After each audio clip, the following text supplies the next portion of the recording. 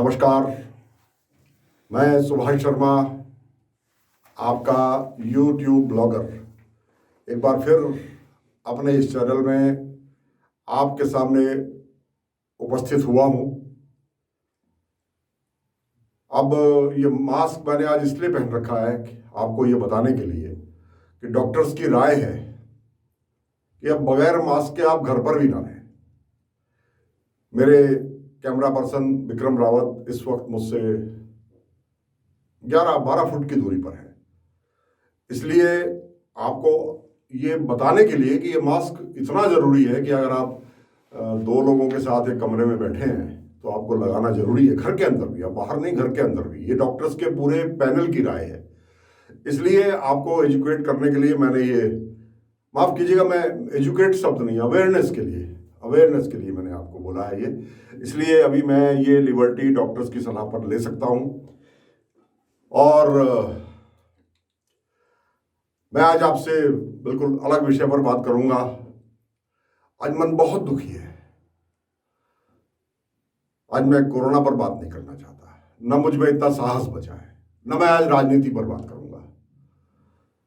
अब तरह तरह की आपदाएं, इन सब आपदाओं के बीच एक आपदा उत्तराखंड में प्रकृति की तरफ से और आ रही है लगातार। आज मैं उस पर बोलूंगा और वैज्ञानिक तथ्यों के साथ बोलूंगा। मैं विज्ञान का विद्यार्थी रहा हूं, मैंने आपको हमेशा बताया, तो आज मैं उसी पर बोलूंगा। उससे पहले आज उठते ही प्रातः 7 बजे से ही मुझे जो पहला संदेश मिला वहीं से दिल बैठ गया। हमारे वरिष्ठ पत्रकार, मेरे बड़े भाई समान, मेरे मार्गदर्शक, देश की पत्रकारिता जगत के स्तंभ शेष नारायण सिंह जी, जिनको परसों रात ही खबर आई थी कि उनको ब्लड प्लाज्मा वगैरह सब मिल गया है और वो इम्प्रूव कर रहे हैं। खबर आई कि वो कोरोना ने उनको हमसे छीन लिया है। मैं बहुत दुखी हूँ, मेरे पास शब्द नहीं है उनका दुख प्रकट करने के लिए। वो समाचार आया ही था तो देहरादून के डॉक्टर सब्रवाल, माफ़ कीजिएगा, ये वो जो प्रैक्टिसिंग सब्रवाल हैं वो वाले नहीं, ये भारतीय जनता पार्टी के बड़े फायर ब्रांड नेताओं में से एक ज़माने में थे और मन्नूगंज क्षेत्र की लाइफ लाइन थे, वहाँ के सभासद भी रहे।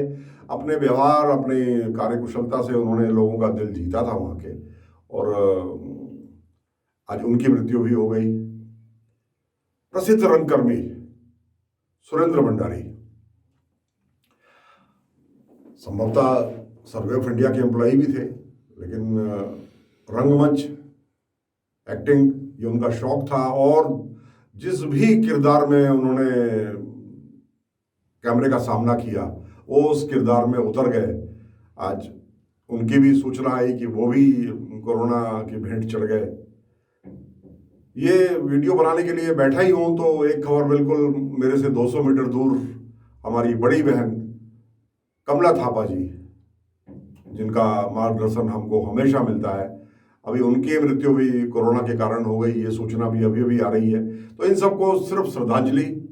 कल उत्तराखंड में 151 लोग जो कोरोना ने हमसे छीन लिए उनको भी श्रद्धांजलि, और कल देश में 3,960 या 70, अब ये आंकड़े भर रह गए हैं सिर्फ, इनको भी बहुत बहुत श्रद्धांजलि देते हुए, इनके परिवारों, इनके मित्रजनों को सांत्वना देते हुए मैं आज अलग विषय पर आपसे बात करूंगा। मैंने कहा कोरोना से बात करने की आज साहस नहीं है। अभी सुबह ही हुई है और 4 परिजनों की मृत्यु की खबर आ गई। वो बहुत बहुत दर्दनाक है। कई मित्र मेरे अस्पतालों में भी हैं, तो अब डर लगने लगा है। मेरी आदत है जब मैं बोलता हूं तो उसके जड़ में घुस जाता हूं। बस इस विषय पर, सिर्फ कोरोना के विषय पर सिर्फ इतना ही बोलूंगा कि बहुत पहले एक प्रसिद्ध मूवी आई थी, मैं यहाँ मस्खरी करने के लिए नहीं बोल रहा, लेकिन आपको ढंग से समझाने के लिए बोल रहा हूँ ये बात, कि एक प्रसिद्ध फिल्म आई थी शोले, उसमें दस्यु सम्राट गब्बर सिंह का एक बड़ा फेमस डायलॉग था। वो कहते थे, जो डर गया समझो मर गया। वो उस जमाने की बात थी। अगर आज जिंदा रहना है तो मैं फिल्म के निर्माताओं, उसके लेखकों, फिल्म के, शोले फिल्म के और उसके कलाकारों से क्षमा याचना करते हुए जनहित में जरा सा बदलाव करना चाहता हूँ। वो ये है कि जो डर गया समझो बच गया। इस कोरोना से डरिए। मैं डिप्रेसिंग बात नहीं कह रहा हूं, लेकिन नहीं है, ये साहस नहीं है किसी में। दुनिया के सारे डॉक्टर, सारी लेबोरेटरीज मिलकर के भी हमें कोरोना से बचा नहीं पा रहे। इधर कोरोना मारता है और रूप बदलकर फिर हमारे सामने प्रकट हो जाता है। ये मुझे लगता है, जो हमारी आध्यात्मिक किताबें हैं जिसमें इस तरह की कथाओं का जिक्र है कि उसको मारते रहते थे रक्त बीज की तरह से, और वो फिर से पनपता रहता था, रूप बदल के, रंग बदल के, आकार बदल के। तो ये कुछ उसी का प्रतिबिंब आज हमारे बीच में है। बस अब इस पर इससे ज्यादा नहीं बोलूंगा। आज बात करते हैं कि पिछले कुछ दिनों में, वैसे तो कई वर्षों से, लेकिन अब पिछले कुछ दिनों में अचानक ये खबरें बहुत ज्यादा हो गई। ये फरवरी मार्च से ही शुरू हो गया। वो रेणी गांव के ऊपर जो ऋषि गंगा है, वहां क्लाउड बस्ट हुआ, या वहां की झील टूटी। अब सरकारें तो घोषणाएं करती है ना, खाली वो किसी की भी हो, जांच वाच तो उसमें होती नहीं, वो तो अब प्रायोरिटी बदल जाती है ना। तो वो कैसे हुई, क्या हुई, हमें नहीं मालूम। उसके बाद से लगातार यह क्लाउड बस्ट, बादल फटना, या जिसका हिंदी में सही तकनीकी नाम है अतिवृष्टि। कोई ऐसे बादल कोई कपड़े की तरह से ऐसे फट नहीं जाता, लेकिन ये है कि अतिवृष्टि उसको बोलते हैं।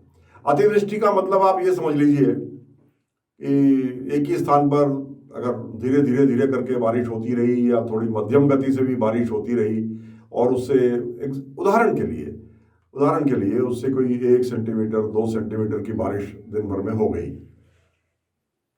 तो वो तो साधारण बारिश है, उससे नुकसान ज्यादा नहीं होते, और उससे ज्यादातर लाभ ही होते हैं, क्योंकि ऐसा पानी पृथ्वी अपने अंदर सोख भी लेती है।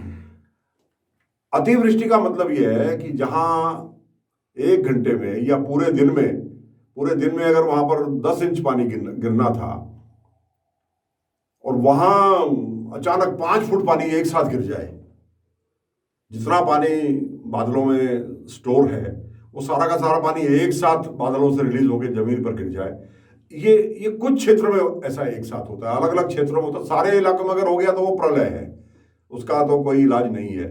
तो ये ऐसी घटनाएं लगातार बढ़ती जा रही है। इसको क्लाउड बस्ट कह के या बादल फटना कह के ही आगे हम संबोधित करेंगे। ऐसी घटनाएं लगातार बढ़ रही हैं, और अभी मैं आपसे कल की बता सकता हूं, परसों की बता सकता हूं। रुद्रप्रयाग, जिस जनपद का मैं मूल निवासी स्वयं हूं, नरकोटा, जहां पहुंचने पर मुझे लगता था कि मेरा तो अब गांव आ गया, अपने जान पहचान के लोग इधर थोड़ी देर में आगे रमेश पहाड़ी जी का होटल हमको मिल जाएगा, इधर आगे जाके लेफ्ट हैंड पर वो हमारे डॉक्टर पुरोहित जी, उनके बेटे का शीतल होटल वहां मिल जाएगा, होटल रेस्टोरेंट, वहां चाय पी लेंगे। तो ये मेरी चिर परिचित जगह है।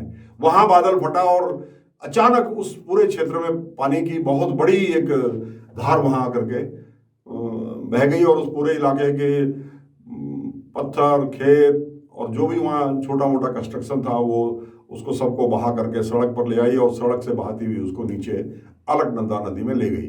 वहां नुकसान हो गया। उसके बाद घाट में हो गया, घाट बाजार पूरा, इतना बड़ा पानी अचानक घाट बाजार के ऊपर से, पहाड़ से, वहां से बहना शुरू हुआ। बारिश, बाकी जगह सामान्य बारिश हो रही है, और एक जगह पर इतनी ज्यादा बारिश हुई कि वो एक अच्छे खासी नदी के रूप में मकानों के बीच में से जगह बनाता हुआ आ गया, और उसमें जिसमें जो कुछ उसके रास्ते में आया उसको बहा के ले गया। ये होता तो थोड़ी देर का है, लेकिन तबाही होती, तबाही का ये मंजर अब आम होने लगे। ऐसे ही घाट के दूसरे स्थान, उसको विंसर शायद कहते हैं, ये वो कुमाऊं वाला विंसर नहीं है, घाट में भी एक जगह है ऐसी है, और उसका नाम भी, दोनों का नाम विंसर क्यों है मैं ये जानता नहीं। वो संभवतः विंसर है और ये विंसर है। वहां भी ऐसे ही हुआ, कल वहां अचानक फिर बादल फट गए। ये अच्छा है कि इसमें भी जान माल की ज्यादा नुकसान नहीं हुआ, लेकिन अभी तो सीजन शुरू हुआ है। अब कल की जो घटनाएं आई, इसके बाद कल की घटनाएं घनसाली क्षेत्र में, घनसाली तो मैं बहुत बार गया हूँ, घनसाली की सारी उधर अखंड वाली, क्या कहते हैं उसको, माफ कीजिएगा, अखोड़ी भिलंग तक भी मैं गया हूँ।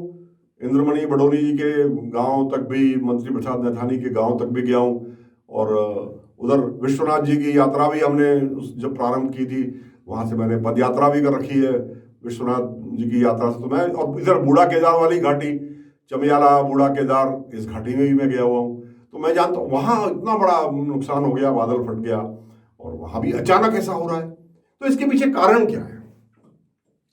इसका चिंतन मनन तो करना पड़ेगा ना। मैं ना अंधविश्वासी हूँ, ना मैं विकास विरोधी हूँ, लेकिन इसके कारणों को तो समझना पड़ेगा और भविष्य में ऐसा ना हो, क्योंकि फिर ये विकास योजनाएं हैं किसके लिए? अगर वो हमारे जनजीवन को ही बिल्कुल समूल नष्ट कर देगी, ऐसी विकास योजनाएं जिसके साइड इफेक्ट हैं। मैं विकास योजनाओं का विरोधी नहीं हूं, आपसे फिर कह दूं, इसको कोई अन्यथा मेरी इस बहस को ना मोड़ दे, लेकिन इसके कारण जानना तो ये हमारा आपका सबका उद्देश्य है, और हमें कारण जानने का हक भी है। मुझको ऐसा लगता है, मैं आपकी राय चाहता हूं, मेरी राय अंतिम नहीं है, लेकिन एक विचार है और इसके पीछे तर्क है कि ये जो हमने पिछले कुछ वर्षों में जो बड़ी बड़ी वाटर बॉडीज बना दी है, मैन मेड वाटर बॉडीज, मानव निर्मित जलाशय, जो बहुत बड़े बड़े जलाशय हैं, जिनमें सबसे बड़ा तो टिहरी डैम का है। तो टिहरी डैम से में हमने इतना ज्यादा, लगभग 117 स्क्वायर किलोमीटर में मेरे ख्याल से वो जलाशय फैला हुआ है।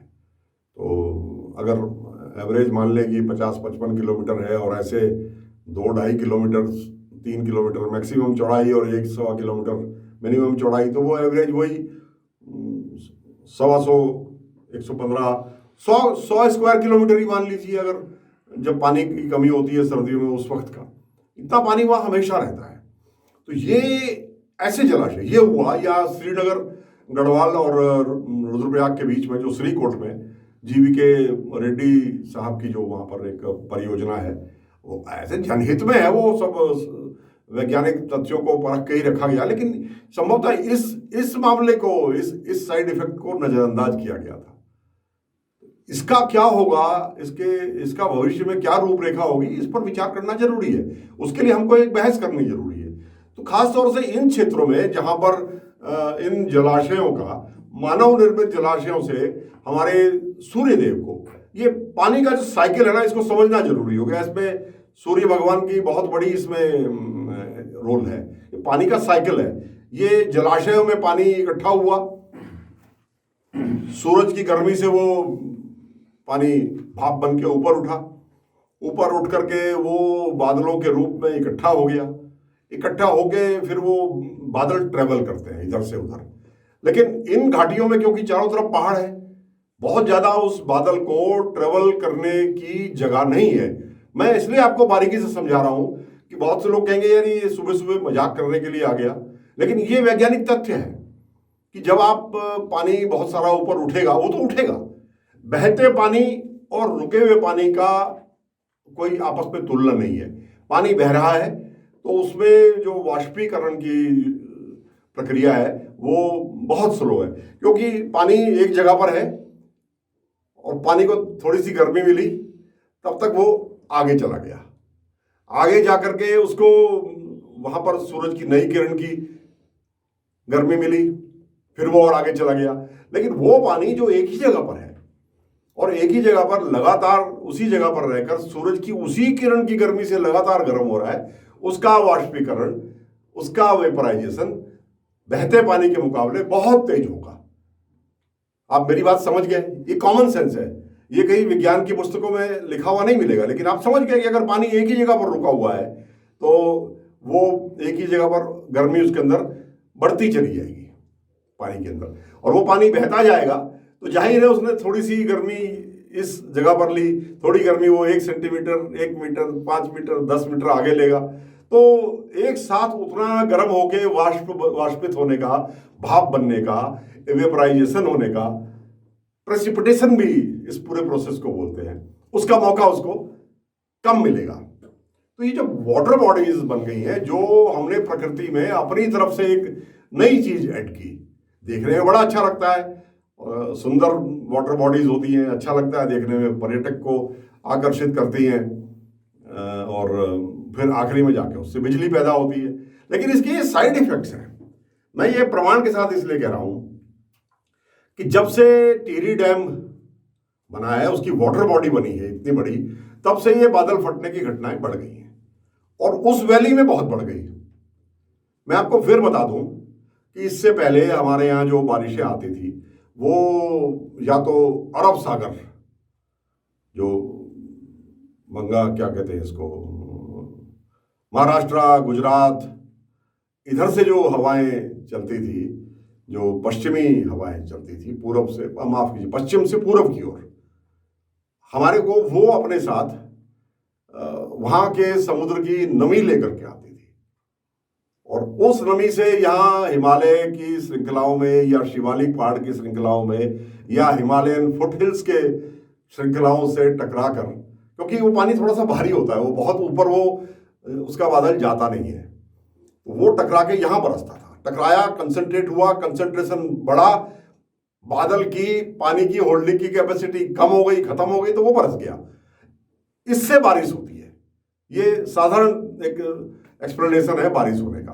दूसरी हमको वेस्टर्न डिस्टर्बेंस से, हमारे यहाँ जो एक और बारिश होती है वो भी पश्चिम से ही, हमारे यहाँ पानी पश्चिम से ही आता है, ये समझ लीजिए, जब भी आता है। और जब पूरब से पश्चिम की ओर हवाएं जाती है ना, तो वो ठंड लाती हैं।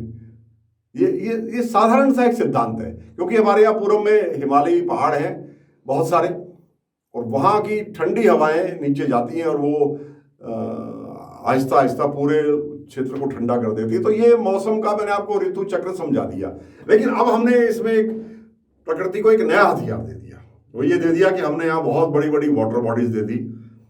अब ये श्रीनगर डैम से क्या हो रहा है कि इसके आसपास का, और रुद्रप्रयाग जनपद में, उधर चमोली जनपद, वो पूरी वैली है, वो उस वैली से उस बादल को बाहर निकलना मुश्किल होता है, क्योंकि वो इधर के पार से टकराया, उधर के पार से टकराया, 2-3 बादल इस तरह के नमी लिए हुए इकट्ठे हुए, और साधारण बारिश हो जाए तो ठीक है, मगर वो अतिवृष्टि हो रही, क्योंकि वो पानी इतना ज़्यादा इवेपोरेट हो रहा है, हवा में उसका वाष्पीकरण हो रहा है कि जब उसका कंसंट्रेशन बादलों में ज़्यादा हो जाता है तो वो बरस जाता है, और एक ही जगह इकट्ठा होने से एक ही जगह पर अचानक सारा पानी गिर रहा है और इसके नुकसान हो रहे हैं। ठीक ऐसे ही टिहरी डैम का जो इलाका है उसमें, चाहे वो घनसाली हो, वो चाहे प्रतापनगर ब्लॉक हो, वो चाहे कल हुए नुकसान में जाखड़ीधार ब्लॉक के क्षेत्र हुए हो, या इससे पहले और अन्य क्षेत्रों में हो, तो टिहरी डैम के चारों तरफ का जो क्षेत्र है वहां भी लगातार बादल फटते जा रहे हैं। और अब ये बादल है, कोई बादल अगर किसी वैली में से निकल के इधर कुमाऊं के पहाड़ों में चला गया, या वहां की वाटर बॉडीज से भी जो पानी इकट्ठा हुआ है उससे मिल करके वहां अतिवृष्टि हो गई, तो ये एक नया सिलसिला शुरू हो गया। मैंने काफ़ी इस पर सर्च किया, तो हमारे यहाँ के जो अभी वैज्ञानिक दृष्टि से जो लोग इस पर सोचते हैं, मैंने वीरेंद्र पैन्यूली जी को भी पढ़ा, प्रसिद्ध वो वातावरण के एक एनवायरमेंटलिस्ट भी हैं, वो सभी विधाओं में पारंगत है, लेकिन इस पर उनका काफ़ी शोध है, बहुत ऑथेंटिक लिखते हैं वो। उनका भी ये कहना है कि जब से ये वाटर बॉडीज हमारे यहाँ बनी है, हमारे यहाँ इसकी बादल फटने की घटनाएं बढ़ गई। डॉक्टर अनिल जोशी भी, उनको तो 1-2 राष्ट्रीय पुरस्कार भी मिल चुके हैं। और मैं अभी थोड़ा सा इस वक्त आज मन बड़ा विचलित है, मैं गलत तो शायद नहीं हूँ, शायद उनको मैग्सेसे अवार्ड या कोई और अवार्ड भी उनको मिल चुका है। मैं इस वक्त अभी मैं आज मानसिक रूप से पूरी तरह से स्वस्थ नहीं हूँ। अपने सुबह सुबह 4 मित्रों की खबर सुन के मन बड़ा विचलित है, लेकिन काम है, शो मस्ट गो ऑन। मुझे यूट्यूब के दर्शकों के साथ भी न्याय करना है, इसलिए मैं आज बोलने के लिए आ गया आपके बीच में। तो ये सभी पर्यावरण, डॉक्टर सुशील हैं, डॉक्टर सुशील बड़े वाडिया इंस्टीट्यूट से जुड़े हुए हैं। वाडिया इंस्टीट्यूट के सभी ज़्यादातर वैज्ञानिक, हो सकता है कुछ मुझसे सहमत ना हो, लेकिन मैं जो बोल रहा हूँ वो मेरा निष्कर्ष नहीं है। मैं आपके सामने एक शोध का एक विषय प्रस्तुत कर रहा हूँ, मैं प्रबुद्ध पत्रकारों से। और इसको फैशन की तरह ना लें, इसको ये ना समझे कि अब पर्यावरण बचाने की एक मुहिम चालू हो गई, लेकिन इसकी जांच, इसकी रिसर्च तो होनी चाहिए। हमें कम से कम मालूम तो होना चाहिए कि हम कितने जोखिम से घिरे हुए हैं। ये आखिर हमारे ही जीवन का सवाल है, ये हमारे परिजनों के साथ, हमारे मित्रों के साथ, हमारे परिचितों के साथ, हमारे क्षेत्रवासियों के साथ हो सकता है, ये किसी दिन हमारे साथ भी हो सकता है। तो ये बादल फटने का, अब हवा इधर की चलती है तो देहरादून के कितने इलाकों में बादल फटने की घटनाएं होती रहती हैं। हाँ, इतना जरूर है, मैं आपको स्पष्ट कर दूं, जो मैंने स्टडी अभी तक किया कि बादल फटने की घटनाएं वहीं हो रही हैं जहां आसपास पानी का बड़ा सोर्स है। ये तो मैंने जब भी हुआ मैंने नोट किया है, जहां जहां पानी का बड़ा सोर्स है वहाँ वहाँ बादल उन जलाशयों से पानी लेकर के ऊपर उठ रहे हैं और ऊपर उठ के अचानक बरस रहे हैं। तो ये मेरी एक स्टडी है और मैं चाहता हूँ कि इस स्टडी में आप लोग अपना योगदान दें, अपना अनुभव दें और वैज्ञानिक हमारे जो इसको देख सकते हैं वो इसको देखें और इस पर अपनी राय जरूर दें। आज बस बहुत ज़्यादा नहीं बोलूँगा और बस आज इतना ही कि इस विषय पर शोध कीजिए। और अब क्योंकि मैं अपना ये आज का वक्तव्य ख़त्म करने जा रहा हूँ और मैंने डॉक्टर्स के एक बड़े पैनल को नेशनल टेलीविज़न पर सुना है, मैं उनकी इस रिकमेंडेशन का 100% पालन करूँगा और ये वीडियो ख़त्म करते करते अब मैं शेष पूरे दिन मैं ये मास्क लगा के रहूँगा। घर पे सिंगल मास्क भी आप लगा लें, लेकिन घर से बाहर निकलते ही डबल मास्क लगाएं। ये बड़ा एक संकट काल इस वक्त आप उससे गुजर रहा है। और आखिरी में शोले फिल्म के गब्बर सिंह के उस डायलॉग को एक बार फिर जन चेतना फैलाने के लिए मैं फिर से कहना चाहता हूं कि शोले फिल्म का वो डायलॉग कि जो डर गया समझो मर गया, उसको बिल्कुल अपने जीवन से हटा दीजिए। जो डर गया कोरोना से, जो डर गया वो समझो बच गया। अपने आप को बचाइए, कोरोना से डरिए, सावधानी बरतिए, मास्क लगाइए। बिना मास्क के आप एक मिनट भी आप रहना पसंद ना कीजिए और आपकी कुशलता वो हमारे लिए बहुत ज़रूरी है। आपका मेरे साथ इतनी देर तक जुड़े रहने के लिए बहुत बहुत आभार। नमस्कार।